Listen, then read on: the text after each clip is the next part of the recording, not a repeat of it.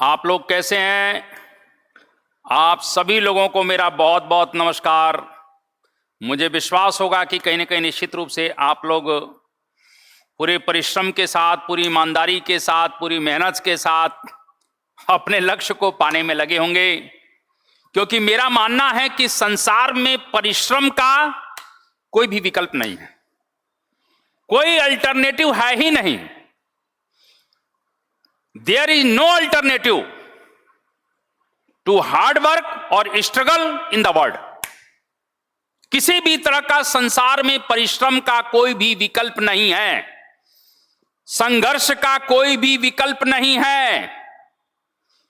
तालीम नहीं दी जाती परिंदों को, तालीम नहीं दी जाती परिंदों को, वो खुद ही तय करते हैं ऊंचाई आसमानों की। जो रखते हैं हौसला आसमान छूने की, वो परवाह नहीं करते हैं जमीन पर गिर जाने की। जिनको संघर्ष करना है वो पीछे मुड़कर नहीं देखते, वो अपने मार्ग पर चले जाते हैं। जीवन के जिस क्षेत्र में भी रहो, पढ़ाई के क्षेत्र में रहो तो पूरा फुल डिवोशन के साथ काम करो, अगर नौकरी के क्षेत्र में हो तो फुल डिवोशन के साथ काम करो, क्योंकि ईश्वर ने जो तुम्हारा काम निर्धारित कर दिया है उस कार्य को हमें पूरी शक्ति, ईमानदारी और ऊर्जा के साथ कहीं कहीं लगाकर अपने देश, समाज और राष्ट्र को आगे बढ़ाने में काम करना चाहिए।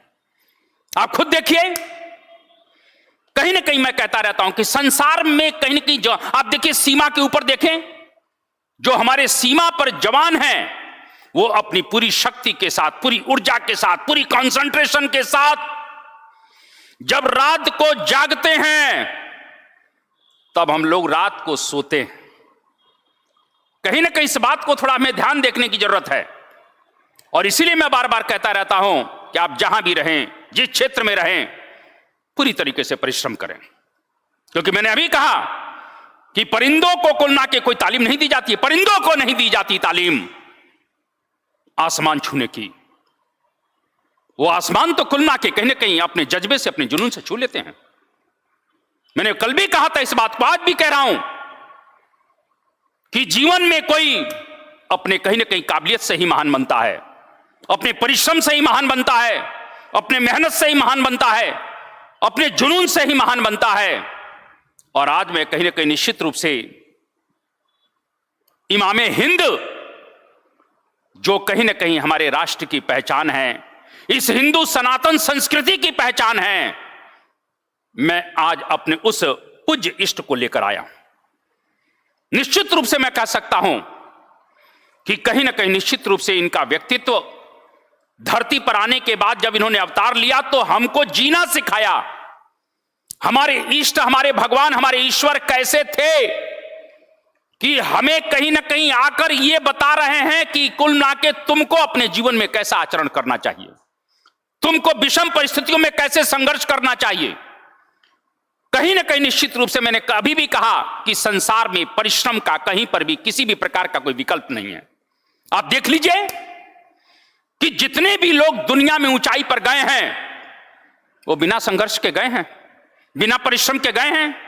भगवान राम के अगर मैं 14 वर्षों के जीवन को, उनके वनवास के जीवन को अगर थोड़ा सा उनकी जिंदगी से निकाल दूं तो शायद वो भगवान राम हमारे लिए नहीं होते।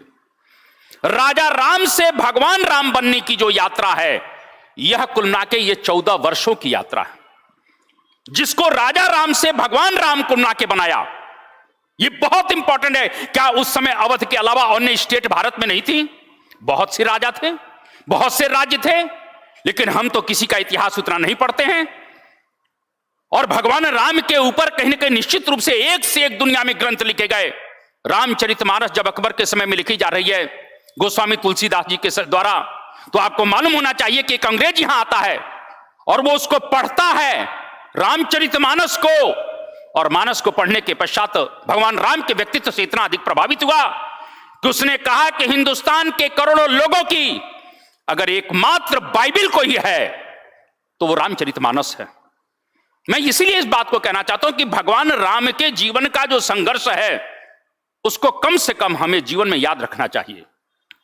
आप देखिए थोड़ा सा, अगर मैं कहीं कहीं छोटे से एक प्रसंग को लेकर आना चाहता हूं कि भगवान राम का कहीं ना कहीं निश्चित रूप से यह घोषणा हो चुकी है कि कल उनका राज्याभिषेक होगा।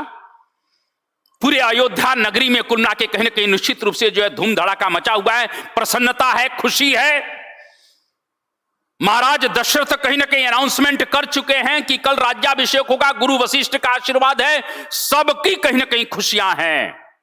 अयोध्या के लोग पूरी तरह से भगवान राम को चाहते हैं, लेकिन कुल मिला के कहीं ना कहीं आज घोषणा हो रही है कल राज्याभिषेक है, लेकिन आज और कल के बीच में एक रात पड़ी हुई है, एक रात है महाराज, एक अंधेरा है, और इस अंधेरे ने सब कुछ बिगाड़ दिया, सब कुछ कहीं ना कहीं कर दिया। और मैं तो यह कहता हूं कि वो अंधेरा अगर नहीं आया होता भगवान के जीवन में, जैसे मैंने कहा कि अगर आज घोषणा हुई है और कल कुल मिला के राज्याभिषेक है, इस राज्याभिषेक और कहीं ना कहीं निश्चित रूप से उस अनाउंसमेंट के बीच में वो रात नहीं आई होती, तो आज शायद मैं मानता हूं कि भगवान राम को कोई भगवान राम के रूप में नहीं जान पाता। उस रात ने भगवान के लिए कहीं ना कहीं निश्चित रूप से राजा राम से भगवान राम में परिवर्तित कर दिया। मां कैकेयी ने कुल मिला के अपने 2 वरदान मांग लिए। उसकी कहानी एक अलग है, मैं नहीं जाना चाहता हूं, लेकिन मां कैकेयी ने महाराजा दशरथ से 2 वरदान मांग लिए और उन्होंने कहा कि ठीक है, मेरा पुत्र तो कुल मिला के कहीं ना कहीं निश्चित रूप से जो भरत है वो गद्दी पर बैठेगा, लेकिन कहीं ना कहीं इसको 14 वर्ष के लिए, राम को 14 वर्ष के लिए वनवास जाना पड़ेगा। आप खुद सोचो यार कि हमारे अगर 10 रुपए कहीं गिर जाते हैं तो चिंतित हो जाते हैं, हमारी कोई बहुत बड़ी संपत्ति चली जाए तो साला हार्ट अटैक हो जाएगा, लेकिन जिस व्यक्ति को राज्याभिषेक होना है, जिसको संपूर्ण राजपाट मिल चुका है, जो उसका कहीं ना कहीं सही अधिकारी भी है, पूरी अयोध्या की जनता उनके साथ खड़ी है, लेकिन पिता का एक फरमान आया कि तुमको कल वनवास जाना है। प्रश्न नहीं किया कि आपने आखिर ऐसा क्यों मेरे लिए किया है। किसी भी प्रश्न का कुल मिला के भगवान महाराजा दशरथ के प्रश्न का जो कुल मिला के आदेश मिले उसका कोई जवाब नहीं। भगवान ने चाहा होता तो उस समय कहीं ना कहीं निश्चित रूप से पूरी अयोध्या भगवान राम के साथ खड़ी हो जाती। लक्ष्मण जी कुल मिला के भगवान के साथ खड़े थे और भगवान के पास स्वयं इतनी ताकत है कि कुल मिला के कहीं वो चाहते तो शक्ति के बल पर सिंहासन पर बैठ जाते, जैसा कि मध्यकालीन भारत में इस्लामिक स्टेट में देखने को मिलता है कि भाई भाई का और बेटा बाप का खून बहा रहा है गद्दी को प्राप्त करने के लिए। लेकिन भगवान ने हमको एक अनुकरणीय कहीं ना कहीं आचरण सीखने के लिए कहा। पिता का आदेश मिला, बिना कहे कहीं ना कहीं राजपाट छोड़ दिया, बिना कहे राजपाट छोड़ देते हैं और भगवान राम निकल पड़े। क्या जबरदस्त का जीवन चरित्र है भगवान का, क्या संघर्ष का समय है। ये कितनी बड़ी कुलना के कहीं कहीं भगवान राम के जीवन को अगर देखा जाए तो भगवान राम के जीवन से कितनी बड़ी शिक्षा मिलती है कि कहीं ना कहीं भगवान राम हंसते हुए कहीं ना कहीं जंगल की तरफ निकल पड़े और भगवान राम ने अपने संघर्ष के लिए किसी का सहयोग नहीं लिया है। कल भी मैंने कहा था, आज भी मैं कह रहा हूं, चाहे वो भगवान राम का युद्ध हो, संघर्ष हो, बुद्ध का संघर्ष हो, महावीर का संघर्ष हो, विवेकानंद का संघर्ष हो, तुम्हारा संघर्ष हो, मेरा संघर्ष हो, हमें अकेले ही लड़ना पड़ेगा, हमें अकेले ही जीना पड़ेगा। भगवान बुद्ध की जब कहीं ना कहीं निश्चित रूप से मृत्यु का समय आ गया, उनका जो परम शिष्य था जिसका नाम आनंद है, आनंद रोने लगा भगवान बुद्ध के पास जाकर, क्योंकि आनंद उनका प्रधान सेवक भी था, प्रधान शिष्य भी था। उसने कहा, प्रभु आप जब चले जाओगे तो मैं कैसे रहूंगा। भगवान बुद्ध ने यह ना कहा, नहीं कहा कि तू मेरे पास इतनी संपत्ति है तू ले ले, तू पूरे मठ का मालिक बन जा, तू मेरे राज्य का आधा भाग ले ले। भगवान बुद्ध ने यह नहीं कहा आनंद से, आनंद से कहा, हे आनंद आपो दीपो भव, अपना दीपक तुम स्वयं बनो, अपने संघर्ष की यात्रा तुमको स्वयं चुननी पड़ेगी। इसीलिए मैं कहता रहता हूं कि बहुत से लोग बड़ा टेंशन में रहते हैं कि यार हमारा कोई मददगार नहीं है, हमको कोई सहयोग नहीं दे रहा है। अरे भाई साहब, कोई किसी का संसार में सहयोग नहीं देता है, तुम्हें अपना लड़ाई खुद लड़नी है। जैसे आप बताइए, इनको जब स्वयं धरती पर आकर अपनी लड़ाई स्वयं लड़नी पड़ी तो हम और आप किस खेत की मूली, हमको तुझे ही बताइए। और भगवान राम अंततः निकले। निषाद उनका पहला मित्र है। देखिए, भगवान ने वनवासियों से, आदिवासियों से कुलना की मित्रता की है। राइट ऑफ इक्वलिटी का अगर प्रसंग कहीं पढ़ना है तो भगवान से शिक्षा लेकर सीखो यार। कहीं ना कहीं भारत की व्यवस्था में कुल ना ऊंच नीच की भावना भर के साले हमारे हिंदुस्तान को तबाह कर दिया इन लोगों ने। लेकिन भगवान ने निषाद से, जंगली से, बनवासी से, आदिवासियों से मित्रता की, गले लगाया। केवट की कुलना के कहने के क्या प्रसंग है। कुलना के भगवान गंगा के तट पर पहुंचे हुए हैं और अंततः उन्होंने कहा कि गंगा मुझे पार करना है यार, थोड़ा सा कुलना के इधर किनारे आओ। मांगी नाव ना केवट आना, और वहीं से केवट बोला कि कह ही तुहार मरम में जाना। क्या तुलसीदास लिखते हैं कि भगवान ने मांगी नाव ना केवट आना, कह ही तुहार मरम में जाना। लक्ष्मण नाराज हो गए, धनुष बाण खींच लिया, लेकिन भगवान की यहां शालीनता देखो यार कि उन्होंने कहा कि पहले इसकी पूरी बात तो सुनो। और पूरी बात सुनते हैं और केवट के कुलना के कहने के निश्चित रूप से प्रसंग में बड़ी मार्मिक प्रसंग है कि किस प्रकार से केवट ने भगवान के पैरों को पखार कर आशीर्वाद प्राप्त किया और अंततः कुलना के गंगा को पार कराया। भगवान आगे निकले और आगे निकलने के पश्चात आप देखिए कि जिन भीलों से, जिन आदिवासियों से, जिन कहीं न कहीं दलित और कुचले लोगों से, शोषित लोगों से इस हिंदू समाज ने भेदभाव किया है, उनको भगवान ने गले लगाया। उस सबरी के आश्रम में जाकर उसके जूठे बेर भगवान ने खाए। आप खुद सोचिए इस बात को कि कुलना के भगवान राइट ऑफ इक्वलिटी, समानता के सिद्धांत में कितना विश्वास रखते हैं। और मैं इसीलिए आपको कहना चाहता हूं कि भगवान ने सबरी के आश्रम में जूठे बैर खाए। अगर इसकी शिक्षा थोड़ी सी भी कुलना के भारत की हिंदू सनातन संस्कृति की उस ब्राह्मणवादी व्यवस्था ने अगर जरा भी शिक्षा ली होती तो शोषितों का, वंचितों का, दलितों का शोषण नहीं हुआ होता। अगर हिंदुस्तान का शोषण नहीं होता तो हिंदुस्तान में जातिगत विषमताएं पैदा नहीं होती, और हिंदुस्तान में जातिगत विषमताएं पैदा नहीं होती तो इस्लामिक स्टेट चाहे कितनी भी आ जाती, यहां कन्वर्जन नहीं होता। और यहां कन्वर्जन अगर नहीं होता तो हिंदुस्तान में मुसलमान नहीं होते, और हिंदुस्तान में मुसलमान नहीं होते तो हिंदुस्तान का इतिहास और भूगोल कुछ और होता यार। इस भारत की जाति व्यवस्था और ऊंच नीच की भावना ने मेरे हिंदुस्तान को तबाह कर दिया, और फिर भी हम कहते हैं कि हम बहुत बड़े हैं, हम बहुत श्रेष्ठ हैं। मैं कहना चाहता हूं कि इस भारत की जाति व्यवस्था ने कुल मिला के मेरे हिंदुस्तान को तबाह किया है, किसी और कारण ने मेरे हिंदुस्तान को तबाह नहीं किया। और इसीलिए मैं कहना चाहता हूं कि भगवान का कहीं कहीं चरित्र आप देखिए कि उन्होंने सबरी के जूठे बैर खा के भगवान ने उसको भी तर दिया यार। और भगवान आगे संघर्ष कर रहे हैं। संघर्ष के दिनों में मैं थोड़ा सा आपको कहीं न कहीं जाना चाहता हूं। और भगवान चित्रकूट में हैं, और चित्रकूट में रहते हुए अंततः आपको मालूम होना चाहिए कि सीता जी का हरण होता है। यहां पर सीता जी का हरण हुआ है, भगवान जंगल में हैं। भगवान ने यह नहीं कहा भरत से कि भरत ऐसा करो कि तुम मेरे लिए कुलना के बढ़िया व्यवस्था करो, मैं जंगल में आलीशान होटल बना के रहना चाहता हूं। भगवान ने ऐसा तो नहीं कहा। भगवान चाहते तो क्या उनको नहीं मिलता जंगल में, लेकिन कुटिया में रह रहे हैं। आप खुद सोचिए कि भगवान ने अपने संघर्ष के दिनों में किसी से सहारा, किसी से आश्रय नहीं लिया है। जिंदगी जीना आसान नहीं होता, बिना संघर्ष के कोई महान नहीं होता। जिंदगी जीना आसान नहीं होता, बिना संघर्ष के कोई महान नहीं होता। जब तक ना पड़े हथौड़े की चोट, पत्थर भी भगवान नहीं होता। पत्थर भी भगवान नहीं होता, मैं ये कहना चाहता हूं। और कहीं ना कहीं आप देखिए कि चित्रकूट में सीता हरण जब हुआ, भगवान राम ने कभी किसी से मदद नहीं ली। ये नहीं कहा कि चलो जनकपुरी में दूत भेजो, महाराजा जनक से कहो कि तत्काल सेना लेकर आए, भरत से कहो सेना लेकर आए। ये बताइए, भगवान ने अगर मदद मांगी होती तो दुनिया के देश कहीं न कहीं मदद लेकर रावण के खिलाफ चले आए होते, लेकिन भगवान ने किसी से मदद ली नहीं ली। तो अब हम क्यों टेंशन करते रहते हैं कि हमको फलाना ने सहयोग नहीं किया, हमको ध्रुविका ने मदद नहीं किया। अरे तेरी लड़ाई है, तू अकेले लड़ यार। जीवन में आया है तो संघर्ष कर। मरे हुए व्यक्ति को तो मैंने कल भी कहा था कि कुन्ना के गंगोत्री में उठाकर पटक दोगे तो भी वो गंगा सागर तक की यात्रा कर लेगा।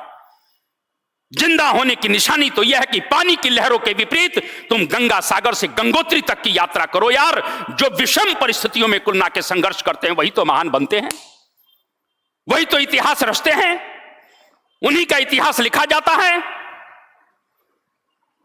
छुप छुप अश्रु बहाने वाले, मोती व्यर्थ गंवाने वालों, कुछ सपनों के मर जाने से जीवन मरा नहीं करता है। गोपालदास नीरज साहब क्या लिखकर चलेगा यार। मैं यही कहना चाहता हूं कि कहीं ना कहीं निश्चित रूप से भगवान, किसी के जीवन में मुश्किलें तो आएंगी, लेकिन हम उन मुश्किलों का सामना करेंगे। काल के कपाल पर हर लिखा मिटाएंगे, काल के कपाल पर हर लिखा मिटाएंगे। लग गई हैं बाजियां तो जीत कर दिखाएंगे, ये हौसला रखो। मैं बार बार कहता रहता हूं कि हथियार नहीं, हौसला लड़ता है। इस बात का कहीं ना कहीं आपको गुमान होना चाहिए कि मेरे पास जुनून है, मेरे पास हौसला है, मैं संघर्ष करूंगा और अपने लक्ष्य को हासिल करूंगा। क्या भगवान राम को कहीं ना कहीं अगर आवश्यकता मिली होती तो वो नहीं किए होते? बिल्कुल किए होते, लेकिन उन्होंने तो मदद नहीं मानी। उन्होंने कुल मिला के कहने के जंगल के बनवासी आदिवासी जितने भी लोग थे उनसे लिया, साथ में वहां के बंदर भालुओं का सहयोग लिया और अंततः कुल मिला के कहने के पता पड़ गया कि भगवान राम को की कुल मिला के सीता जी लंका में है। लंका पर चढ़ाई हुई, लंका पर चढ़ाई हो रही है। आप देखिए कि भगवान बुद्ध अपने संकल्प के भगवान राम अपने संकल्प के प्रति कितने प्रतिबद्ध हैं। मैं ये कहना चाहता हूं अपने संकल्प के प्रति कितने समर्पित हैं। और आपको मालूम होना चाहिए कि राम और रावण का युद्ध अंततः फाइनल राउंड में पहुंच गया है। युद्ध बहुत हुए, भगवान ने कुल मिला के कहीं न कहीं बड़ी से बड़ी सेनाओं को नष्ट कर दिया। आज राम और रावण का युद्ध होने जा रहा है। और राम और रावण का जब युद्ध होने जा रहा है तो आपको इस युद्ध के विषय में, क्योंकि मैं बताना चाहता हूं, मैं इलाहाबाद में जब था तो वहां सूर्यकांत त्रिपाठी निराला को मैंने पढ़ा, जिन्होंने राम की शक्ति पूजा लिखा है। और वहां एक हिंदी साहित्य के बहुत मर्मज्ञ टीचर थे, मिश्रा जी, वो पढ़ाया करते थे। और जब कुल मिला के पढ़ाते थे राम की शक्ति पूजा, तो मुझे नहीं विश्वास है क्लास का हर व्यक्ति रोया करता था, हर लड़का रोया करता था। राम की शक्ति पूजा निराला जी ने जिस तरह से लिखी है और उसकी व्याख्या अगर कर दिया जाए, गजब की चीज है यार। मैं यही बात आपको कहना चाहता हूं कि कहीं ना कहीं थोड़ा सा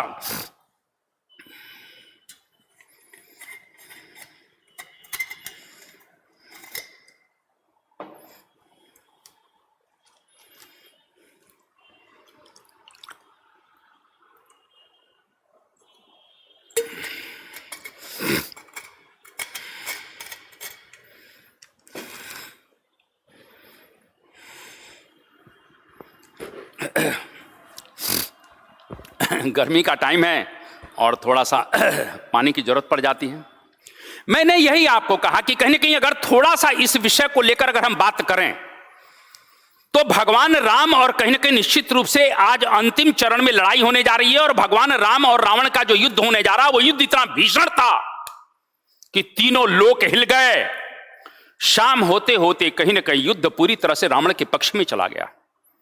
भगवान राम इस युद्ध को हार जाते हैं। पहले दिन के युद्ध में भगवान राम की जब हार हो गई, मैं आपको यह कहना चाहता हूं, तो आज पूरे राम की कहीं ना कहीं सेना में जो बालुओं की बंदरों की सेना है, जामंत जैसे हनुमान जैसे वीर जिस सेना में थे, उस सेना में आज निराशा है। सब लोग बैठकर कहीं ना कहीं मंथन करने लगे। सब लोग कहीं ना कहीं निराशा के डिप्रेशन के माहौल में चले गए कि आखिर अब होगा क्या, क्योंकि जो हमारा प्रधान सेनापति है वो ही हार गया। लेकिन जामवंत जी यहां बैठे हुए हैं। और जामवंत का मतलब है कि घर में जब कोई श्रेष्ठ बुजुर्ग अनुभवी व्यक्ति होता है तो हमारा मार्गदर्शन करता है। जामवंत जी ने भगवान राम से कहा कि आप अगर निराश हो जाएंगे तो कहीं ना कहीं सेना का क्या होगा, इस सेना का क्या होगा। न रहो न निराश करो मन को, कुछ काम करो कुछ काम करो, जग में रह के कुछ नाम करो। मैथिली शरण गुप्त साहब ने क्या लिखा है साहब कि न रहो न निराश करो मन को, कुछ काम करो कुछ काम करो, जग में रहकर कुछ नाम करो।